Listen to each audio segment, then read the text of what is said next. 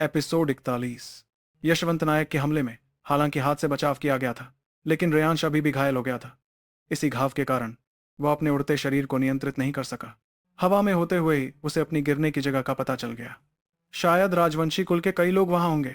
रेयांश ये स्वागत योग्य बड़ी मछली होगी राजवंशी कुल के लिए। राजवंशी कुल के लोग रेयांश से घृणा करते थे, विशेष रूप से भरत राजवंशी और नरेश राजवंशी दोनों, और भी चाहते थे कि रेयांश को जिंदा खा जाएं। इस समय आसानी से रेयांश को मार सकते थे, वे इस मौके को कैसे छोड़ते। रेयांश के मन में भी बहुत आश्चर्य हुआ। नायक कुल के 3 मजबूत लोग पीछे आए थे, लेकिन स्पष्ट रूप से अभी भी धीमे थे। और इस समय रेयांश ने अचानक शरीर मोड़ा तो देखा कि उसके सबसे करीब भरत राजवंशी के मुंह पर उत्साहित ठंडी मुस्कान थी। उसकी उंगली पर एक काली गैस तेजी से घूमने लगी। उसकी शक्ति देखते हुए भीष्म राजवंशी के स्नेडर के फिंगर का इस्तेमाल करते समय से 10 गुना मजबूत लग रही थी। रेयांश के मन में डर आया। पीछे मीरा देवी की चिंताजनक चेतावनी रेयांश को सुनाई दी। रेयांश ने हवा में फेरोसियस फिस्ट की शक्ति हटाते ही तुरंत ड्रैगन सील बनाना शुरू कर दिया। और इस बार और भी सभी को हैरान करने वाली बात यह थी, पहले के क्रमिक फेरोसियस फिस्ट से भी अधिक असामान्य रेयांश के हाथ दोनों सील बना रहे थे, और दोनों ही 2 एज और ड्रैगन सील पूरे कर रहे थे। मूलतः जब भरत राजवंशी ने नेडर के फिंगर इस्तेमाल किया था तो मीरा देवी का चेहरा पूरी तरह सफेद हो गया था। वह लगभग पूरी तरह हताश हो गई थी। लेकिन इसी समय रेयांश के हाथ पर बड़े दोहरे एज और ड्रैगन सील की शक्ति अचानक प्रकट हुई। इतनी खतरनाक शक्ति देखकर नायक कुल के तीनों को बहुत हैरानी हुई। 2 हाथों से ड्रैगन सील, ये कैसे संभव है? यहां तक कि मैं भी इतने सटीक तरीके से एज और ड्रैगन सील को नियंत्रित नहीं कर सकता। नायक कुल के पूर्वज के मन में इस समय बहुत आश्चर्य भरा हुआ था, क्योंकि यह वास्तव में विश्वास करने योग्य नहीं था। उसने कभी एक रहस्यमय जगह से इस ड्रैगन सील को प्राप्त किया था, और एज्योर ड्रैगन सील इतने सालों से इस्तेमाल करते हुए कभी नहीं सोचा था कि एज्योर ड्रैगन सील को इस तरह इस्तेमाल किया जा सकता है। और रेयांश को पता था यह सब भी उस रहस्यमय ड्रैगन जेड का ही काम था। इसी के कारण रेयांश इतनी जल्दी एज्योर ड्रैगन सील सीख सका था और नए तरीके भी निकाल सका था, पूर्ण नियंत्रण हासिल करते हुए। यहां तक कि हवा में होते हुए उसकी रफ्तार भी बहुत तेज थी। जब भरत राजवंशी ने डेमन फिंगर निकाला, रेयांश की आंखों में ठंडी रोशनी चमकी। दोनों हाथ तेजी से आगे बढ़ाए। एक विशाल शक्ति तेजी से प्रकट हुई। हल्के लाल रंग की हवा तुरंत ड्रैगन की छवि में बदल गई, और इस बार पूरी तरह 2 ड्रैगन की छवियां थीं, एक साथ घूमती हुई। भरत राजवंशी के इस ड्रैगन नस्क क्षेत्र 8वें स्तर के दुर्जय योद्धा के नेडर के फिंगर से टक्कर हुई। तुरंत एक मजबूत धमाका हुआ। रेयांश हवा में था, तुरंत इस धमाके से उड़ गया, सीधे दीवार से टकराया। वो ऊंची दीवार तक उसने तोड़ दी। धूल का गुबार उठ गया, और इस समय भरत राजवंशी पहले से ही दौड़कर निकल गया था। जल्दी से बाहर निकले हुए रेयांश के पीछे पहुंच गया। इस समय रेयांश को कोई खास नुकसान नहीं हुआ था, लेकिन भरत राजवंशी पीछे आ गया था। भरत राजवंशी उससे बहुत ज्यादा मजबूत था, लेकिन रेयांश भी आसानी से हार मानने वाला व्यक्ति नहीं था। और इस तरफ नायक कुल के 3 लोग अभी पहुंचे थे। नायक कुल के पूर्वज अर्जुन नायक को रोकते हुए तुरंत बाहर भागे, जबकि मीरा देवी रेयांश की चिंता के कारण नायक कुल के पूर्वज से भी तेज बाहर निकली। नायक कुल का पूर्वज उसे रोक नहीं सका, केवल साथ में भाग सका। और दूसरी तरफ राजवंशी कुल प्रमुख धनंजय राजवंशी को लेकर उस ढही हुई दीवार से हॉल से बाहर निकलकर तुरंत नायक कुल के पूर्वज और मीरा देवी के सामने बाधा डाली, स्पष्ट रूप से एक को एक से निपटाने के लिए। अर्जुन नायक को इस तरफ छोड़कर बाकी नायक कुल के लोगों की रक्षा के लिए, और राजवंशी कुल की तरफ अभी भी ड्रैगन नस्क क्षेत्र 8वें स्तर का नरेश राजवंशी था। बाहर के तीनों पक्षों में युद्ध शुरू हो गया था। अर्जुन नायक के मन में चिंता थी, लेकिन नरेश राजवंशी के नियंत्रण के कारण वो रेयांश को बचाने के लिए नहीं जा सकता था। अंततः नायक कुल में ड्रैगन नस्क क्षेत्र 8वें स्तर का एक व्यक्ति कम था, इसीलिए रेयांश को सीधे भरत राजवंशी का सामना करना पड़ रहा था बाकी लोगों के साथ। अर्जुन नायक ने ठंडी नजर से नरेश राजवंशी को देखते हुए हॉल से बाहर जाने के लिए, जबकि नरेश राजवंशी भी राजवंशी कुल के अच्छे लोगों के साथ हर समय अर्जुन नायक को कसकर नियंत्रित कर रहा था। केवल अर्जुन नायक को रेयांश और भरत राजवंशी के युद्ध में हस्तक्षेप न करने देने से उनका काम पूरा हो सकता था।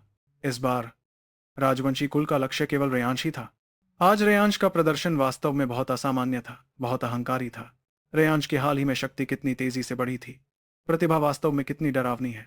राजवंशी कुल के लोगों के मन में साफ था, रेयांश न मरे तो केवल 2-3 साल बाद मरने वाले वे राजवंशी कुल के लोग होंगे। इसलिए उनके लिए रेयांश का खतरा बहुत बड़ा था। इस तरह के प्रतिद्वंद्वी गुट के जीनियस को जन्म के समय ही मार देना चाहिए, तभी वे शांति से जी सकते थे। राजवंशी कुल के कुछ लोग बहुत सहमति से काम कर रहे थे। राजवंशी कुल प्रमुख ने नायक कुल के पूर्वज को रोक लिया, धनंजय राजवंशी ने मीरा देवी को रोक लिया, नरेश राजवंशी ने अर्जुन नायक को नियंत्रित कर लिया। ये सब इसलिए कि भरत राजवंशी के पास रेयांश को मारने के लिए पर्याप्त समय हो। इस समय नायक कुल के लोग और राजवंशी कुल के लोग दोनों बाहर चले गए थे। इस उच्च स्तर के युद्ध में आराधना नायक जैसे लोग हस्तक्षेप नहीं कर सकते थे, केवल चिंतित होकर देख सकते थे। नायक कुल और राजवंशी कुल के विवाह समारोह ने इतनी बड़ी हलचल मचाई। इस समय जो मेहमान अभी भी नशे में नहीं थे, वे तेजी से इस तरफ दौड़ने लगे। इस तरह का दृश्य देखते ही असंभव विश्वास के साथ चेहरा बनाकर तेजी से चर्चा करने लगे। यह क्या स्थिति है? नायक कुल और राजवंशी कुल अब दामाद सास नहीं है। ये देखने में तो मौत के दुश्मन लग रहे हैं। राजवंशी कुल प्रमुख बनाम नायक कुल का पूर्वज ये है मीरा देवी और धनंजय राजवंशी। वो भरत राजवंशी है। उसका प्रतिद्वंद्वी कौन है? ये क्या नहीं, नायक कुल के हाल ही में चर्चित मीरा देवी का बेटा है। वो भरत राजवंशी से लड़ने की हिम्मत करता है। ये कैसे संभव है? हाय राम, ये दुनिया क्या हो गई है? देखो, राजवंशी कुल प्रमुख और धनंजय राजवंशी दोनों प्रतिद्वंद्वी को रोक रहे लगते हैं। लगता है कि राजवंशी कुल का असली लक्ष्य वह है, लेकिन वे इसे क्यों मारना चाहते हैं? मैंने सुना कि भरत राजवंशी के बेटे को उसने नपुंसक बना दिया। ये बात सच है? क्या इसी बात के कारण दो कुलों के बीच बड़ा युद्ध हुआ? इस तरह की स्थिति में इस लड़के का तो मरना ही तय है। और नायक कुल पक्ष में सभी लोग तनावपूर्वक मैदान को देख रहे थे, फिर यशवंत नायक को गुस्से से देख रहे थे। आज की स्थिति को यशवंत नायक ने अकेले ही पैदा किया था। इस समय यहां तक कि यशवंत नायक की बेटी आराधना नायक ने भी अपने पिता को देखकर असंभव विश्वास के साथ कहा, पिताजी, मुझे पता है कि उसने भाई को मार डाला, लेकिन वो अनजाने में था और आज उसने पूरे नायक कुल को बचाया है। आप इस तरह कैसे कर सकते हैं? अपनी बेटी की पूछताछ का सामना करते हुए, अपने कुल के लोगों की गुस्से भरी नजरों का सामना करते हुए यशवंत नायक बिल्कुल शर्मिंदा हो गया। वो केवल चेहरा मोड़ सकता था, उनकी नजरों का सामना नहीं कर सकता था। और इस समय लगभग सभी ने एक तेज चिल्लाहट की आवाज निकाली। यशवंत नायक ने मुड़कर देखा और तुरंत हैरान हो गया। तयू स्वान ड्रैगन सील? यह कैसे संभव है? ये लड़का केवल ड्रैगन नस्क क्षेत्र छठे स्तर की स्थिति में है। कैसे तयू स्वान ड्रैगन सील का इस्तेमाल कर सकता है? क्या? यहां तक कि राजवंशी कुल प्रमुख और धनंजय राजवंशी के साथ युद्ध करते हुए परेशान नायक कुल का पूर्वज और मीरा देवी भी इस समय बहुत हैरानी से रेयांश की तरफ देख रहे थे।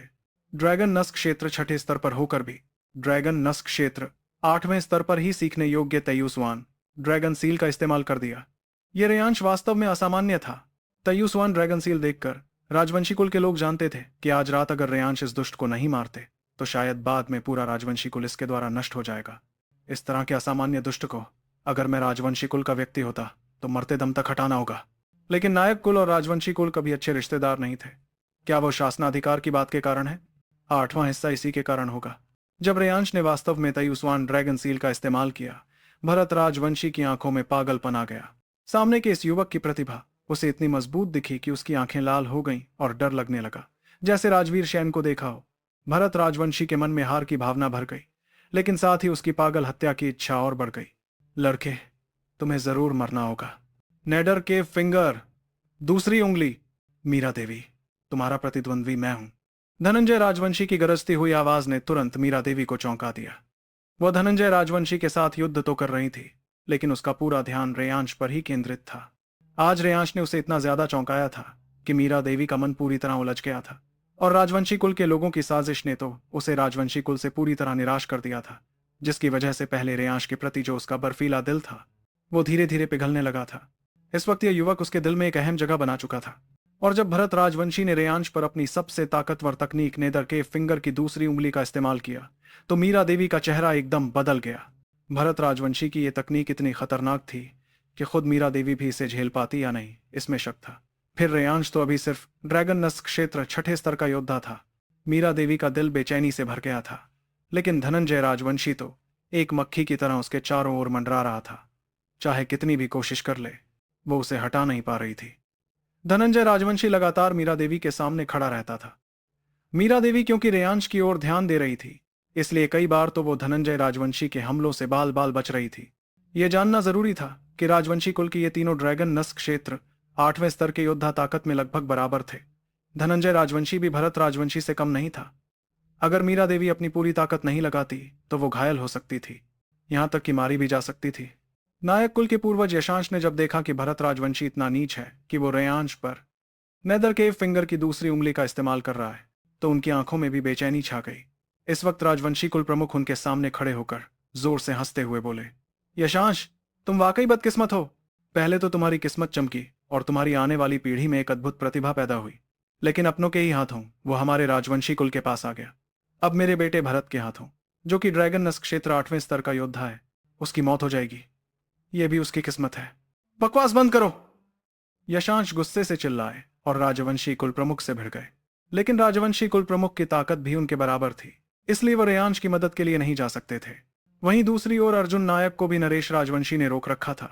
इस बीच रेयांश की तयुस्वान ड्रैगन सील पूरी तरह तैयार हो चुकी थी। जब लोगों ने इस स्थिर और शक्तिशाली हमले को देखा तो वे रेयांश की तारीफ करने लगे। उसकी उम्र और ताकत को देखते हुए तयुस्वान ड्रैगन सील का पूरी तरह इस्तेमाल कर पाना किसी और के लिए असंभव था। आगे क्या होगा, स्टोरी में जानने के लिए सुनते रहिए इस स्टोरी को और चैनल को भी ज्वाइन कर ले। आगे के एपिसोड इसी चैनल पे आएंगे तो सब लोग इसे ज्वाइन कर लो।